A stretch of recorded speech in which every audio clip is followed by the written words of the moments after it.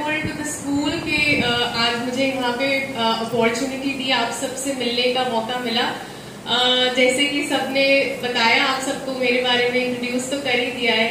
तो मैं आप सबसे एक बात कहूंगी कि जब आप स्ट्रगल करते हो लाइफ में, तो उस टाइम भले कितने भी आप हार्डशिप्स मतलब आपके सामने आप फेस करते हो, लेकिन जिस दिन आप अपना ड्रीम अचीव कर लेते हो ना, तो वो सारे स्ट्रगल्स आप एक सेकेंड में भूल जाते हो। क्योंकि मतलब वो जो खुशी होती है,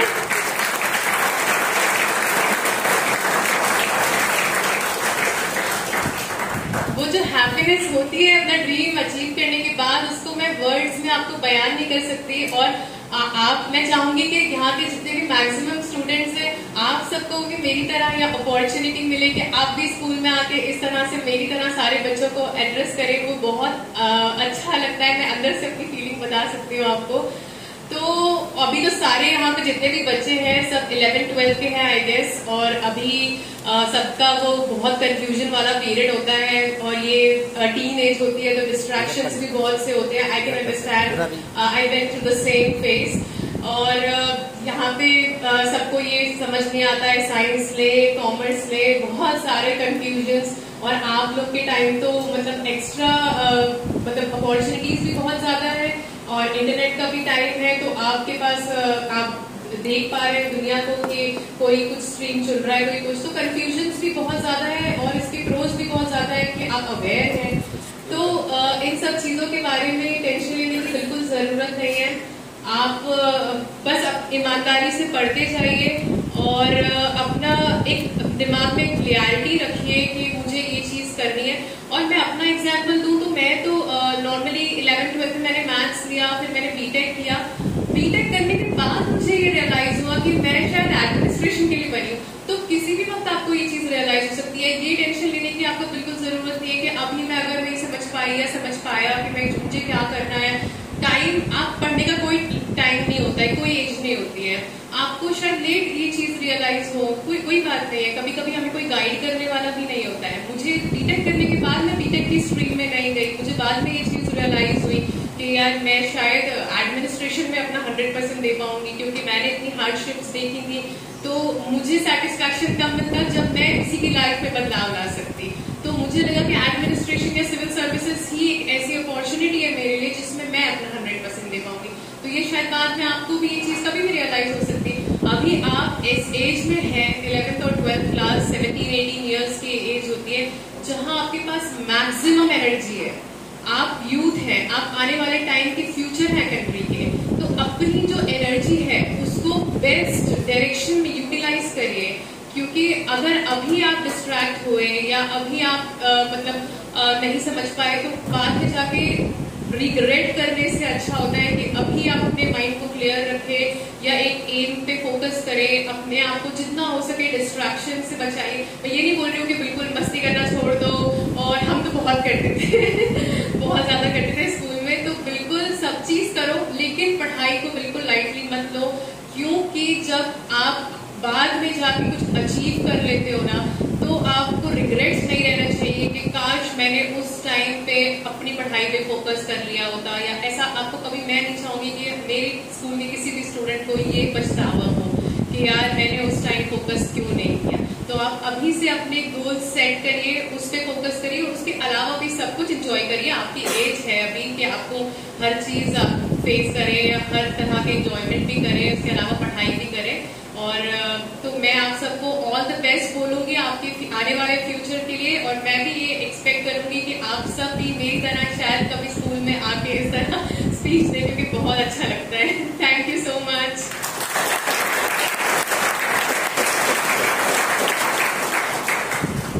Thank you so much, Sanya, for sharing your experiences and being a torch bearer for the students present over here.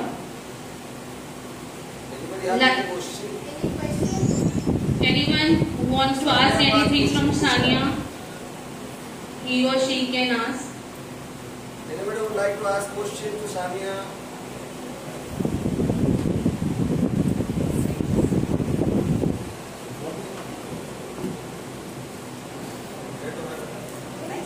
Students, this is a good opportunity for you to clarify your doubts. You may have doubts taking your subject selection You may have doubts taking her level of preparation, kind of preparation. You may have doubts even a personal note पे भी आप पूछ सकते हैं, clear कर सकते हैं कैसे करना है, आगे क्या करना है, क्या मोटिवेशन लेवल था उनका, है किस चीज से सबसे ज्यादा मोटिवेट होती थी, कैसे सोशल मीडिया और इसको कैसे यूटिलाइज करना है. Any kind of questions you people can ask, and she has given us a valuable time. Let us utilize it to the maximum. Right? First, you introduce yourself.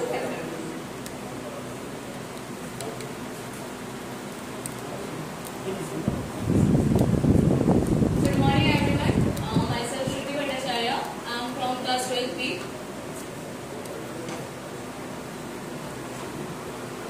Hello. I want to ask that after my 12th, I want to continue my dad's job.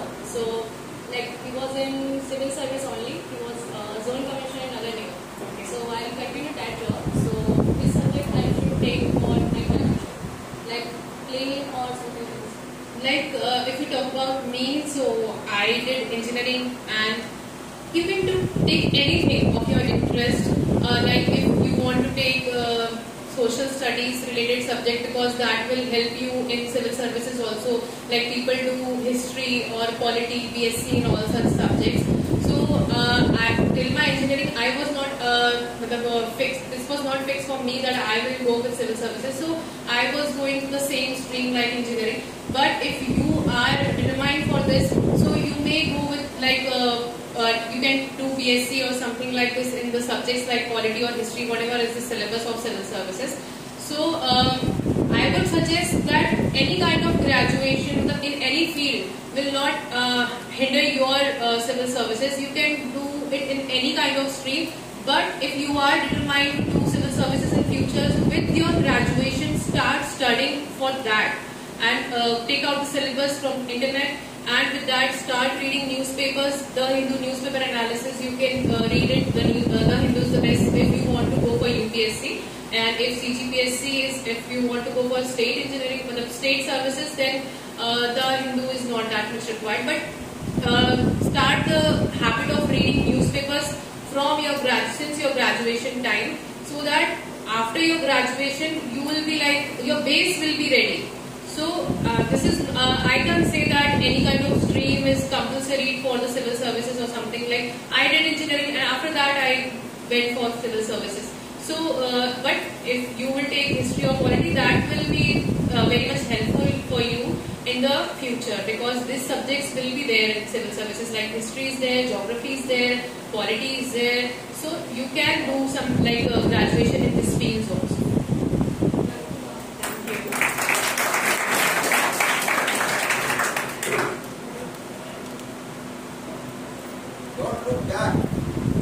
Good morning, ma'am. Good morning. Good morning to everyone.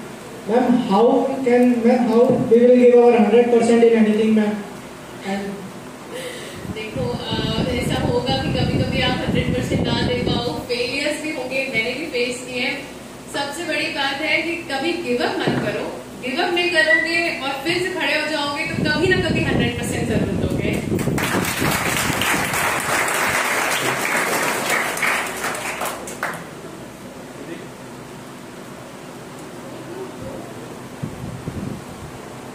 Good morning. My name is Pragati from class 11B. And my question is that how to manage time for studies? See, if you talk about me, I was the kind of person who enjoyed everything with studies. I went with my friends also. I took time for my friends, for social media, everything I managed it. So, मैं एक ही suggestion दूंगी कि आप जब भी पढ़ाई करो, आपका एक टाइम टेबल हमेशा फिक्स होना चाहिए. एक आपके पास हर दिन का एक टारगेट होना चाहिए कि आज मुझे ये चीज करनी है. भले आप मतलब ऐसा नहीं है कि 8-9 घंटे पढ़ना जरूरी है रोज. कई लोग ऐसा होता है 10-12 घंटे पढ़ रहे हैं लेकिन दिमाग कहीं और है, तो उसका कोई सेंस नहीं है. आप भले 5-6 घंटा पढ़ो, लेकिन ईमानदारी से अगर आप उसको पढ़ रहे हो, पूरे डिटर्मिनेशन के साथ पढ़ रहे हो, आपका एक टाइम टेबल फिक्स है, आपका एक टारगेट रोज का फिक्स है, तो आप बिल्कुल चीजें मतलब हर चीज मैनेज कर पाओगे, आप अपने दोस्तों के साथ भी टाइम स्पेंड कर पाओगे, आप हर चीज मतलब आप इवेंट्स भी, आप स्पोर्ट्स भी कर पाओगे। बस ये मेरा कहना है कि एक पढ़ाई के लिए बस एक पर्टिकुलर पीरियड ऑफ टाइम आप निकालो और एक टाइम टेबल हमेशा सेट रखो, तो आप बिल्कुल अचीव करोगे।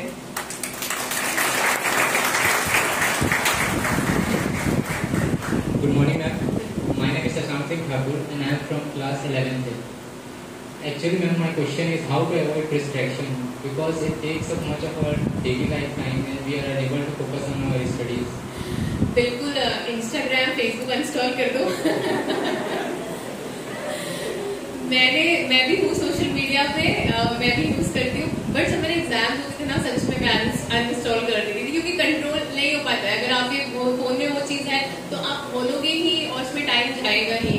तो अगर आपके अंदर बहुत ज्यादा कंट्रोल है, कुछ सेल्फ कंट्रोल है, तो फिर मत करो uninstall.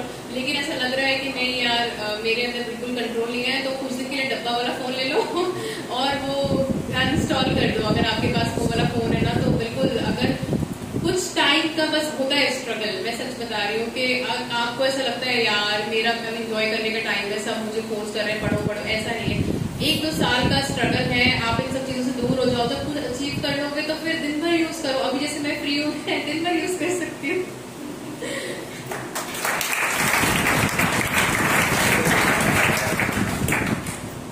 Good morning, ma'am. Good morning. And good morning to all the teachers and my friends. Ma'am, my name is Pravesh Aswal. I'm a student of class 12th B. My question is with you, ma'am. How did you manage your time in studying as well as what was your experience after getting success in PCS? Experience, so after getting success, so you can see on my face smiling all the time. तो जब आप इतना मेहनत करते हो और उसके बाद जब आप वो चीज अचीव कर लेते हो, तो मैं वो फीलिंग आपको एक्सप्रेस नहीं कर सकती हूँ क्योंकि मेरा ये अल्टीमेट ड्रीम था। हालांकि मैं अभी भी I will not stop myself because my ultimate aim is to become the deputy collector. So I will again give the exam to improve my rank more and more. तो मैं ये exam देती रहूंगी, तो वो मेरा ultimate dream deputy collector बनना है। बट अभी इस सिविल सर्विसेज का एग्जाम क्लियर करना एक अटेम्प्ट में ही मेरे लिए मतलब मैं उस एक्सपीरियंस को बयान नहीं कर सकती हूँ। और जहाँ तक टाइम मैनेजमेंट की बात है, तो वही मैंने अपने आप को बहुत डिटरमाइंड रखा हर चीज के लिए कि दिमाग में हर वक्त यही रखा कि ये चीज अचीव करनी है। क्योंकि मैं आपको अपनी पर्सनल लाइफ से चीजें बताती हूँ। जब मैंने NIT से बीटेक किया ना, तो इतने बड़े कॉलेज से बीटेक करने के बाद आप जॉब नहीं कर रहे होते और आपके सारे दोस्त जो आपके साथ पढ़े होते हैं वो बड़े बड़े कंपनीज में अच्छे पैकेज में काम कर रहे होते हैं। उस समय पे आप घर पे बैठ के अनएम्प्लॉयड हो और आप किसी बड़े एग्जाम की तैयारी कर रहे हो, उस समय अपने आप को फोकस रखना बहुत मुश्किल होता है। सोसाइटी का प्रेशर होता है, सब पूछते हैं क्या कर रहे हो क्या कर रहे हो, NIT की डिग्री तो फिर ऐसा लगता है ना वेस्ट है। तो उस समय अपने दिमाग को शांत रखना, अपने आप को फोकस रखना कि नहीं मेरे एम इन लोगों से अलग है, मुझे टाइम लगेगा लेकिन मैं कर लूंगी। तो इस चीज के लिए मुझ पे बहुत प्रेशर था, तो मुझे टाइम मैनेज करना बहुत जरूरी था। तो मैं हर दिन अपने आप को डिस्ट्रैक्शन से दूर रखती थी कि नहीं मेरा एम सिर्फ यही है, मैं जब ये पालूंगी उसके बाद मैं सारे सब कुछ एंजॉय करूंगी। तो जब भी आपको कुछ अचीव करना हो तो रोज अपने आप को ये रिकॉल कराते रहिए, दीवार पे लगा लीजिए कि मुझे ये बनना है। तो आप रोज सुबह उठे तो आपको वो चीज याद रहनी चाहिए कि नहीं मुझे इन चीजों से दूर रहना है, मुझे सिर्फ इस पे फोकस करना है। क्योंकि जब मैं अचीव कर लूंगा तो यही जो दुनिया आज मुझे क्रिटिसाइज कर रही है, पूछ रही है क्या कर रहे हो, कल यही आके मुझसे मिलना चाहेंगे। तो ये चीज हमेशा याद रखो और टाइम मैनेज अपने आप हो जाएगा।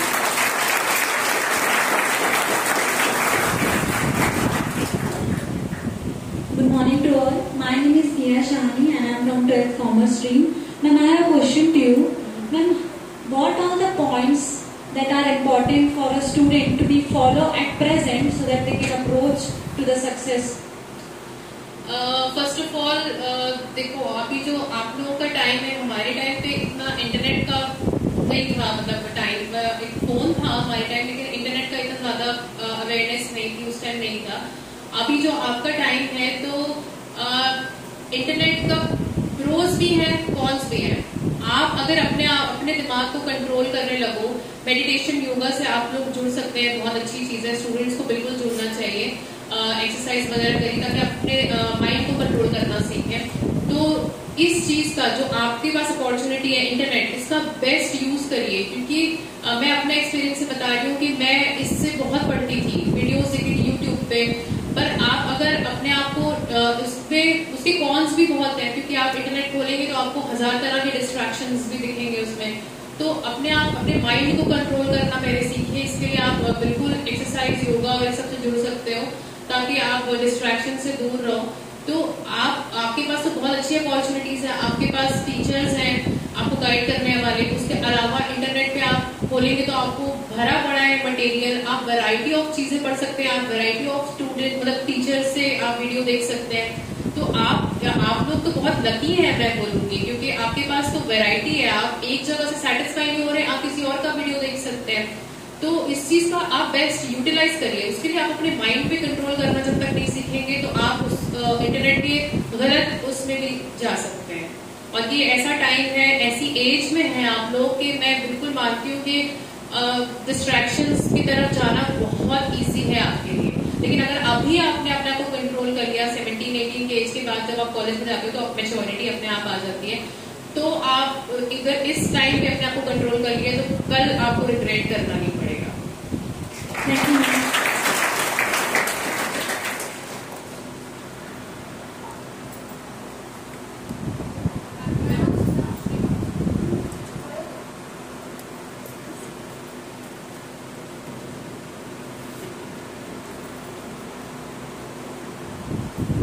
Hello ma'am, I am Harshita Rathod from Math Stream. Ma'am, I want to ask a question that I want to prepare for JEE Mains and Advanced. So how to prepare smartly, because JEE Mains and Advanced are so level high that we are before we think for JEE Mains and Advanced, we think that the crores of lakhs and people sit for the exam, so the competition becomes so high. In the school level only the competition is so high. First of all stop thinking, over thinking and मतलब कुछ भी सोचना छोड़ दो, start करो prepare करना। Start करना is main. आगे क्या होगा, आपने गीता का फिलोसफी पढ़ा होगा कि believe in your Karma, don't think about the result. तो आप जब स्टार्ट ही नहीं कर रहे हो, यही पहले ही अगर आप सोच लोगे कि नहीं यार करोड़ लोग बैठेंगे मैं कैसे निकालूंगी, नहीं, ये सोचना छोड़ दो, स्टार्ट करो। Maybe you will fail. It's fine. It's fine. It's absolutely fine. तो मैं आपको सबसे पहले ये बोलूंगी कि स्टार्ट करना सीखो, उसके पहले सोचो मत। और रोज ईमानदारी की, मैंने जो बोला ना कि आप भले 7-8 घंटा पढ़ो किसी भी एग्जाम के लिए, चाहे वो JEE मेंस हो कुछ भी हो, आप जहाँ पे भी क्लासेस लेते हो या स्कूल में पढ़ते हो या कुछ भी, उस सिलेबस को ईमानदारी से रोज सॉल्व करो।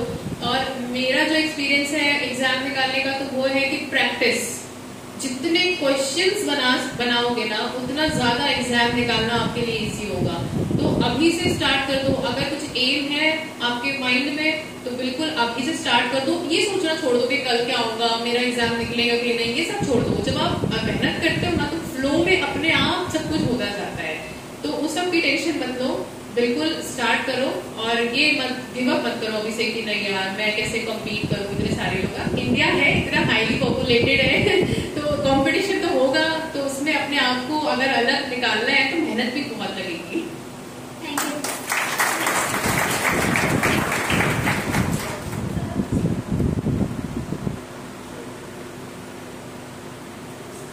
Good morning, ma'am. My name is Mansini Suryavanshi from class 12B. Ma'am, when you were in 12th class, what was your experience and what was your struggle when you were in 12th, and how you used to prepare for the examination at that time? When coachings and schools are there, and what was your self-study time? During my 12th class, I remember कि हम वैसे भी बच्चे हुआ करते थे class में कि जिनको डांट भी बहुत पड़ती थी, बहुत मस्ती करते थे, सब कुछ करते थे, लेकिन एक था कि सीरियस बहुत थे पढ़ाई को लेके। मतलब मैं अपने जितने भी मेरा फ्रेंड सर्कल था, मतलब आपकी जो सराउंडिंग होती है ना वो भी बहुत मैटर करती है। जब आप एक ऐसे फ्रेंड सर्कल में होते हो जहाँ सब लोग अपने एम को लेके फोकस्ड होते हैं तो आप दूसरों को देख के भी बहुत सीखते हो। तो अब सबसे पहले तो अपनी सराउंडिंग्स बहुत अच्छी रखी है, बहुत ज़रूरी है मेरे हिसाब से। तो मेरा फ्रेंड सर्कल बहुत इस मामले में, हम सब मस्ती भी खूब करते थे, साथ में हमें अपनी पढ़ाई के लिए भी हम बहुत सीरियस थे। तो हम सब उस टाइम से हम ग्रुप स्टडी किया करते थे। मुझे अभी भी याद है कि हम मेरे फ्रेंड्स कभी मेरे घर आ जाते थे या मैं उनके घर जाती थी। 12th तो बहुत डर होता है, बोर्ड्स एग्जाम होते हैं, तो हम लोग उस टाइम रेफरेंस बुक्स भी बहुत सॉल्व करते थे, बहुत क्वेश्चंस बनाते थे कि जितना हो सके, क्योंकि हमें पता था कि उस टाइम पे हमारे जो 12th के मार्क्स थे वो जेईई में भी जुड़ते थे, तो हमें 12th में भी मतलब परसेंटेज ज्यादा लाने होते थे। तो ये आप बिल्कुल करिए कि आप रोज जितना स्कूल के बाद जितना आपको टाइम मिलता है, थोड़ा बहुत रेस्ट करके, स्लीप भी बहुत जरूरी है, नींद लेना प्रॉपर बहुत जरूरी है, उसके लिए टाइम निकालिए। अपना जो बाकी रूटीन है, खाना पीना नहाना, उसके अलावा थोड़ा बहुत आधे घंटे आप फोन को भी दे सकते हैं। उसके अलावा जितना टाइम मिल रहा है सिर्फ पढ़ाई करिए और क्वेश्चंस बनाते रहिए। आप लोग चाहें तो अच्छे, आप लोग 1-2 लोग जितने भी ग्रुप बना के 3-4 लोग का, अच्छे लोग का ग्रुप बना के आप लोग आपस में क्वेश्चन सॉल्व करिए या आंसर्स लिखे, क्योंकि बोर्ड में आंसर लिखने होंगे, और एक दूसरे से चेक करवाइए। इस तरह के आप अपने से खुद से मेथड डेवलप करिए जिससे आप आने वाले टाइम में आपके लिए वो एग्जाम बहुत इजी हो और आप अच्छे से उसमें अपना बेस्ट दे पाए। Thank you. Good morning, ma'am. My name is Anshu from class 12B. Ma'am, my question is there for you is that how to overcome procrastination. Now, each and every student, due to this pandemic, we all are suffering from procrastination. At the end of the day, we used to submit our project and we used to do each and every work in a panic condition. Okay, तो आप लोग ये meditation और योगा वगैरह से सब जुड़ सकते हैं, क्योंकि अभी जो कोविड का टाइम है ये सबके लिए ही ऐसा टाइम है जहाँ पे सभी लोग पैनिक हो रहे हैं, चाहे वो स्टूडेंट्स हो, चाहे वो कोई अपनी करियर में हो, चाहे बिजनेस वाले हो, कोई भी, मतलब अभी हर इंसान के साथ ऐसा है कि वो एक पैनिक सिचुएशन से जा रहा है, किसी को समझ नहीं आ रहा कि आगे आने वाले टाइम में क्या होगा क्या नहीं होगा। तो इस टाइम पे अपने आप को कूल डाउन रखना सबसे ज्यादा जरूरी है, मेंटल हेल्थ को सही रखना बहुत जरूरी है। तो मेरे हिसाब से कि आप जितना हो सके अपने जिनसे भी आपको बात करके अच्छा लगता है या जहाँ पे भी आपको हैप्पीनेस मिलती है वो चीजें करिए जो आपकी हॉबीज हो, लाइक कोई पेंटिंग करके किसी को अच्छा लगता है कुछ, तो अपने माइंड को जितना हो सके इस टाइम पे कूल रखने का कोशिश करिए, ऐसे काम करिए जो आपको अंदर से हैप्पीनेस देते हैं, और उसके अलावा फिर अपने गोल पे फोकस्ड रहिए, तो सब चीज अपने आप ये चीजों से आप बाहर निकल जाएंगे जो भी पैनिक है। Thank you, ma'am. Good morning, ma'am. I'm Kashi Upadhyay and I'm a science student. My question is, you have really worked very hard to achieve your success. So what was the main source of your motivation? My source of motivation was self-me. Because I went through many hardships, like I was a visually impaired student since my childhood. I went through many hardships. But at the end of the day, I was self-motivated because when I used to read newspaper articles, I read many problems in the world. Like people are suffering from hunger, people are suffering from malnutrition, domestic violence. There is a lot going on in the world. And when I was there as a student, I used to think that my problem is big and all. But when I started reading newspapers and I started exploring the internet, I explored that there is a lot of suffering in the world. So this self-motivation came from inside me that I should become someone who can change something in the world. So for that I needed some power and authority. So civil services was something best that will give you power. So this was my self-motivation.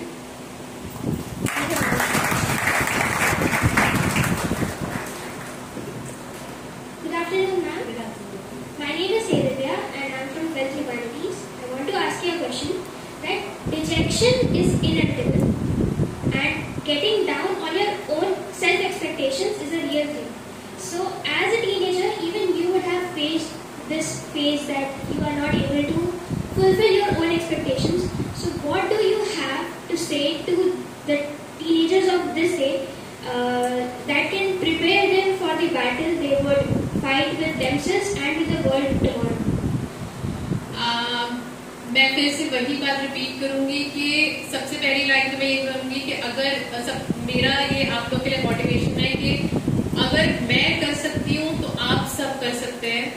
और यही मैंने अभी शायद किसी student ने ये चीज पूछी थी, तब भी मैंने यही बोला था, फेलियर्स आएंगे, आप अपनी एक्सपेक्टेशन पे पूरे नहीं उतर पाएंगे।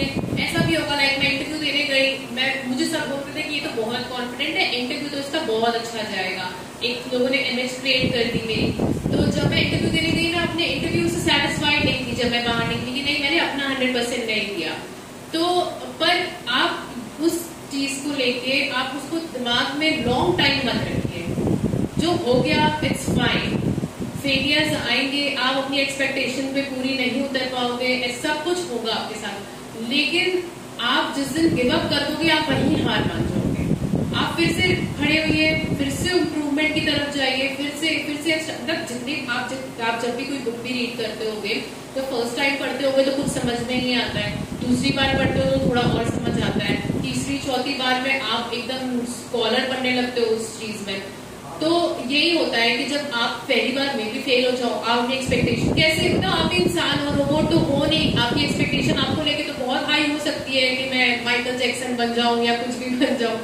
तो मे भी आप उसे पूरे ना कर पाए, इट्स फाइन, पर आप अपने आप को इम्प्रूवमेंट की तरफ लेके जाते रहिए। ऐसा नहीं है कि आप किसी फेलियर से अपने आप को नीचे ले आए कि बैठ जाए सोचते रहे कि यार मैं तो फेल हो गया, अब तो मैं कुछ नहीं कर सकता, मैं कोई एक्सेप्ट नहीं करेगा या ब्ला ब्ला, ऐसा कुछ नहीं सोचना है। गिव अप मत करो, फिर से इम्प्रूवमेंट की कोशिश करो, फिर खड़े हो, फिर से लड़ो दुनिया से और अपना 100% देते जाओ। कभी ना कभी तो वो चीज आप जरूर अचीव करोगे, अगर आप मेहनत ईमानदारी से करोगे तो।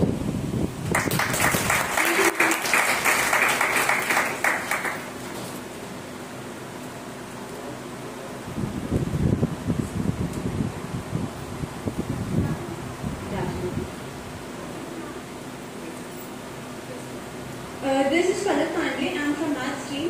So my question to you is that we set our goals before a day that I'm going to do this the next day. But when we set to do that, it's like our focus span is not that good. Means how do we increase our sitting hours? Okay, I also went through this. So it's fine कि अगर देखो आप बैठ गए ना set करने के बाद गोल, सबसे बड़ा तो अचीवमेंट वही है कि आपने सोचा और आप बैठ गए। पहले दिन आपको प्रॉब्लम होगी, दूसरे दिन आपको प्रॉब्लम होगी, पहले दिन आप शायद 10 मिनट पढ़ पाए, दूसरे दिन आप 20 मिनट पढ़ पाए, धीरे धीरे वो घंटे पढ़ते जाएंगे। इनिशियली ही हार मानने की जरूरत नहीं है कि आज मैंने सेट किया था और मैं नहीं कर पाई, इट्स फाइन, नेक्स्ट डे के लिए उसको एडजस्ट कर लो। धीरे धीरे आपके अपने आप जब उसको शायद आप लोग वेब सीरीज देखते होंगे, कोटा देखा होगा, कोटा फैक्ट्री, तो उसमें भी वो चीज था कि 21 डेज में आप किसी भी चीज को यूज टू हो जाते हो। तो धीरे धीरे जब आप फर्स्ट सेकेंड डे बैठोगे तो मे बी ऐसा होगा कि यार नहीं हो पा रहा है, मैं नहीं फोकस कर पा रही हूँ या कर पा रहा हूँ, it's fine, next day 20 minute पढ़ो। धीरे धीरे धीरे वो इतना आपके आदत में आ जाएगा कि आप उसके बाद बढ़ता जाएंगे वो आवर्स आपके, और फिर वो आपकी हैबिट में आ जाएगा। तो फर्स्ट डे अगर आप नहीं फोकस कर पाए, आप बैठ गए ना, वही आपका अचीवमेंट है। आप बुक खोल लिए, आपने सोचा था आपने बुक खोल ली, वही आपका उस दिन का सबसे बड़ा अचीवमेंट, क्योंकि सबसे पहला दिन स्टार्ट करना या बुक खोलना ही बहुत मुश्किल होता है। तो वो चीज अगर आप कर लोगे तो धीरे धीरे सब आपके हैबिट में आ जाएगा, इसके लिए कोई टेंशन लेने की जरूरत नहीं है।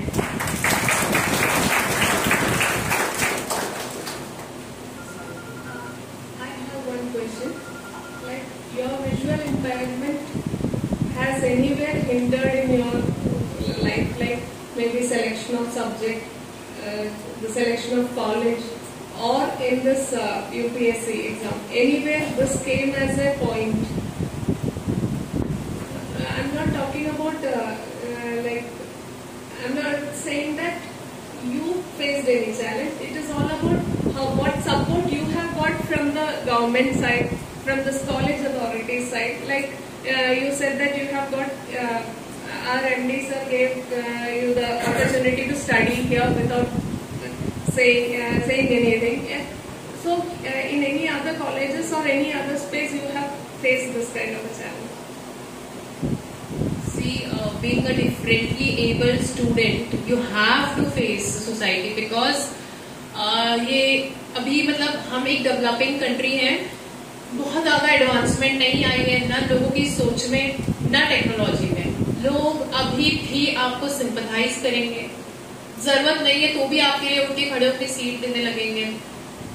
सोसाइटी ही आपको इक्वालिटी से ट्रीट नहीं कर रही है, तो आप तो अंदर से डिमोटिवेट होना आपका लाजमी है कि मतलब आप अपने आप को फिर बेचारा फील करके साइड ही रखोगे, यार मेरे को देख के तो सभी लोग ऐसे बेचारा टाइप करने लगते हैं। सोसाइटी ही आपको इक्वालिटी से ट्रीट नहीं कर रही, और मैंने तो ये बहुत फेस किया है, चाहे वो स्कूल के टाइम हो, कई जगह पे मतलब लोग मुझे बोलते थे कि CBSE से मत करो, CG बोर्ड तुम्हारे लिए इजी होगा।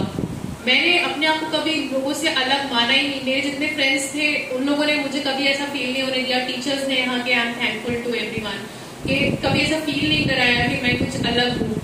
तो इस चीज ने मुझे बहुत हेल्प की कि मैं हमेशा जो बाकी सबके गोल्स होते थे मैं भी वैसे ही गोल रखती थी। मैं अपने आप को कोई कम नहीं करती थी कि नहीं यार मेरे से तो ये नहीं हो पाएगा, मैं छोटे छोटे गोल सेट कर लेती, ऐसा नहीं करती थी मैं।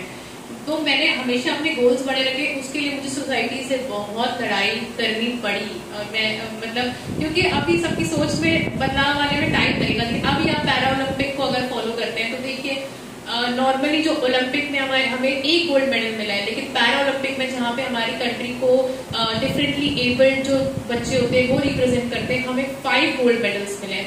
ये एक शायद मेरे हिसाब से सोसाइटी में ये चीज बहुत ज्यादा आने वाले टाइम पे लोगों को इम्पैक्ट करेगी। लोगों की माइंडसेट थोड़ा बदलेगा कि नहीं, अगर आप उनको उन तरह के बच्चों को अपॉर्चुनिटी देते हो, उनको फैसिलिटी देते हो, उनको थोड़ी सी बस केयर की और थोड़ी मोटिवेशन की और थोड़ी सी फैसिलिटी की एक्स्ट्रा जरूरत है, क्योंकि उनके तरीके अलग है लाइफ को जीने के। अगर आप उसमें थोड़ी सी अपने कॉन्ट्रीब्यूशन कर दोगे तो वो बच्चा कुछ बहुत बड़ा अचीव कर सकता है। तो अगर ये चीज जिस दिन दुनिया में मतलब ये सोच आ जाएगी तो अपने आप वो बच्चा भी सोसाइटी में इजीली बराबरी से जी सकेगा।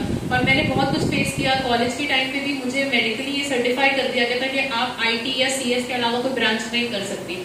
मुझे करना पड़ा वो ब्रांच, हालांकि मतलब IT में जब मैं पढ़ने लगी थोड़े टाइम के बाद मुझे ऐसा लगा कि मैं अपना 100% इसमें नहीं दे पा रही हूँ। उसके बाद फिर मुझे लगा कि यार अब मेरे सारे दोस्त तो इधर अच्छी जगह प्लेस हो जाएंगे, मैं क्या करूँ। तब भी मैंने हार नहीं मानी कि चलो मैं घर पे बैठ जाती हूँ या मैं कुछ ऐसा देख लेती हूँ जो मेरे को जिसमें आपकी जरूरत ना हो, ऐसा कुछ करने लगूँ, ऐसा मैंने नहीं सोचा। फिर मैंने देखा कि सिविल सर्विसेज एक ऐसी जगह है जहाँ मैं अपना बेस्ट दे सकती हूँ, क्योंकि मेरे अंदर एडमिनिस्ट्रेटिव वाली क्वालिटीज हैं और उसमें हमारे लिए गवर्नमेंट ने अपॉर्चुनिटीज भी दी है कि अगर आप मतलब किसी भी तरह के डिफरेंटली एबल्ड स्टूडेंट हो तो आप बिल्कुल वो डेप्यूटी कलेक्टर बनना किसी के लिए भी उसमें कोई रुकावट नहीं, चाहे किसी, क्योंकि आपका वहाँ दिमाग चाहिए, आपका सिग्नेचर चाहिए, आपका माइंड वहाँ पे काम करता है, आपकी बॉडी की किसी पार्ट से नहीं है उनको लेना देना। तो मुझे ऐसा फिर बाद में रियलाइज हुआ कि ये चीज मेरे लिए रहेगी। और उस टाइम पे मैंने 2019 में ये डिसीजन लिया कि मैं ये चीज करूंगी। हो सकता है कि मैं इसमें फेल हो जाती, मैं शायद ये एग्जाम नहीं क्लियर कर पाती मे बी, पर फिर मैं कभी गिव अप नहीं करना चाहिए। मैंने तो अपने गोल जो सेट किए वो डिसीजन आज मेरा सही रहा, मैंने अचीव कर लिया, इट्स गुड, क्योंकि मैंने मेहनत भी बहुत करी। पर ऐसा हो सकता था कि मैं शायद मैं नहीं निकाल पाती है एग्जाम एक बार में, लेकिन मैं आपको अपना पर्सनली बताऊं तो मैं हार मानने वालों में से नहीं, मैं फिर से वो एग्जाम देती, क्योंकि मुझे इतना समझ आ गया था कि मैं इसी के लिए बनी हूँ। तो मैं फिर खड़ी होती हूँ, मैं फिर वो एग्जाम देती। जैसे मैंने अभी भी आपको बोला कि मैं अभी भी पूरी तरह से इसके लिए मैं यहाँ स्टॉप नहीं कर जाऊंगी, जब तक मैं डेप्यूटी कलेक्टर नहीं बन जाती मैं आई नॉट स्टॉप माई सेल्फ। तो अपने आप अगर यहाँ पे भी अगर कोई भी मतलब डिफरेंटली एबल्ड बच्चा है जिसको थोड़ी बहुत वैसे इशू है, तो अपने आप को सबसे पहले तो किसी से कम समझना तो बिल्कुल छोड़ दो, अपने गोल भी बिल्कुल बाकियों की तरह ही बड़े रखो, उनसे और ज्यादा बड़े रखो। आज मेरे NIT के दोस्त या जो भी जिन भी कंपनीज में है, जो भी सब अपनी अपनी फील्ड में बहुत अच्छा कर रहे हैं, लेकिन जब मैंने आज वो अचीव कर लिया तो मैं उन सब की बराबरी में एक बार में आ गई। तो उसमें कोई इशू नहीं है। बिल्कुल सोसाइटी मैंने बहुत स्ट्रगल किया है, बहुत जगह मेरे मम्मी पापा ने मेरे लड़ाई झगड़े किए हैं, हर जगह मेरे लड़ना पड़ता था। गवर्नमेंट में भी बहुत सारे इशू आते हैं, कई जगह वो बोलते थे कि तो ये नहीं कर पाएगी, ये कैसे कर लेगी यहाँ पे, ऐसा वैसा। मुझसे मॉक इंटरव्यूज जब मैं देती थी तो लोग पूछते थे एडमिनिस्ट्रेशन में प्रैक्टिकल चीजें करनी होगी, कैसे करोगी। मैं बिल्कुल जवाब देती थी मैं सब कर लूंगी, आजकल टेक्नोलॉजी का जमाना है, सॉफ्टवेयर है, क्यों नहीं कर सकती। कुछ थोड़ी बहुत आप मतलब थोड़ा सा सोसाइटी कंट्रीब्यूट तो करे, थोड़ा सा कोऑपरेट तो करे, कैसे नहीं कर सकता वो बच्चा, क्यों नहीं कर सकता। उसकी लाइफ जीने का तरीका अलग है, पर वो सबसे अलग थोड़ी है। तो बस ये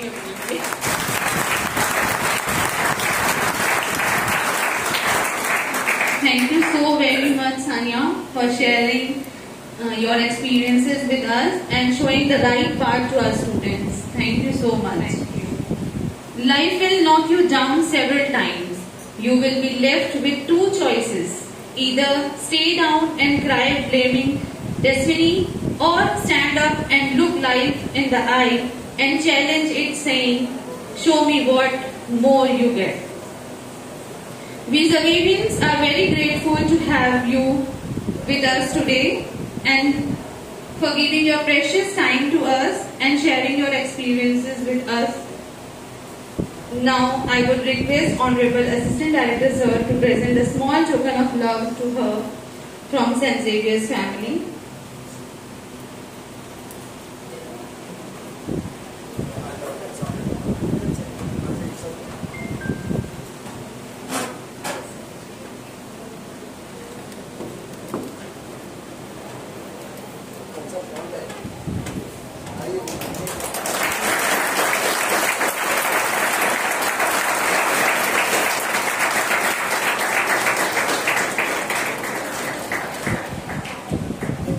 We are really grateful to Sania and her parents.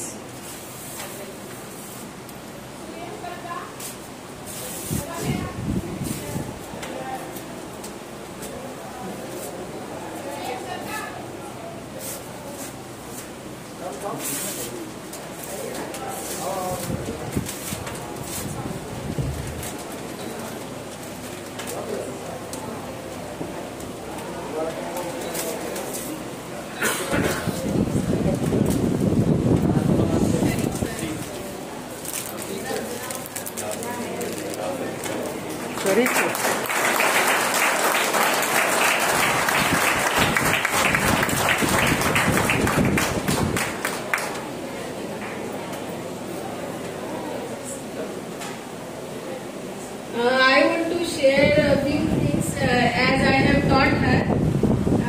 When she used to write in the exams, she was not writing with all the students because she was not able to read the question paper. So we used to make her sit in a separate room, separate. The question paper was there, but somebody should be there to read it. And she herself used to write it, but she was not writing with the normal pen that you people write. She used to write with black sketch pen. She used to have a big packet of all the black sketch pens were only there with Shania.